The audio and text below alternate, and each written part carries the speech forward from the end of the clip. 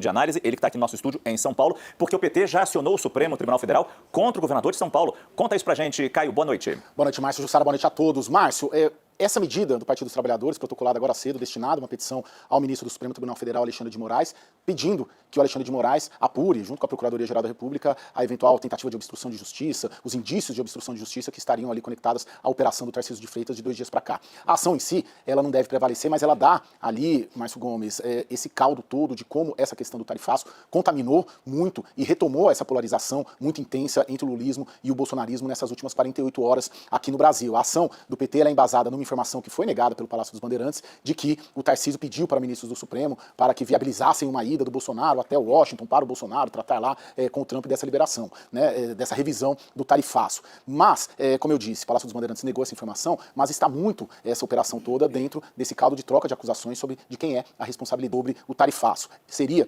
dos bolsonaristas, do Eduardo Bolsonaro, que vem operando desde o começo do ano diretamente lá junto ao entorno do Donald Trump, uma punição às autoridades brasileiras para que seja evitado o julgamento da trama golpista, ou seria ali, como os bolsonaristas dizem, dos petistas, né, que não construíram pontes com o governo Trump, que estimulam um bloco anti-americano via BRICS, que por outro lado também tentam de alguma maneira ali, como foi a declaração do presidente Lula, declarar uma preferência por adversários de Trump na política interna americana. Então fica essa troca de acusações. Lembrando que nas redes sociais, vários levantamentos, alguns trazidos por nós aqui do time da CNN, mostram que o governo Lula e o petismo têm surfado melhor no seu discurso. A estratégia de comunicação do governo Lula está se saindo melhor que a estratégia de comunicação do bolsonarismo diante do tarifaço. Ou seja, segundo as redes sociais, território que o bolsonarismo sempre surfou melhor, essa questão está muito pondo a culpa no Trump, pondo a culpa muito mais no bolsonarismo do que no petismo em relação a isso. E são os dados de redes sociais que nos relatam. E isso ajuda a gente a entender também a movimentação, principalmente do Tarcísio de Freitas, que largou mal nessa história toda, né, fazendo um post parabenizando o Trump, culpando ali o presidente Lula, mas ele vendo ali, percebendo de 24 horas para cá, como a Jussara estava dizendo, que ele, como governador de São Paulo, o estado mais rico do país, o centro do agronegócio ali brasileiro, das principais lideranças, ele precisa de alguma maneira tentar operar junto à Embaixada dos Estados Unidos em Brasília. Pessoal, então tá aí, como a gente viu no vídeo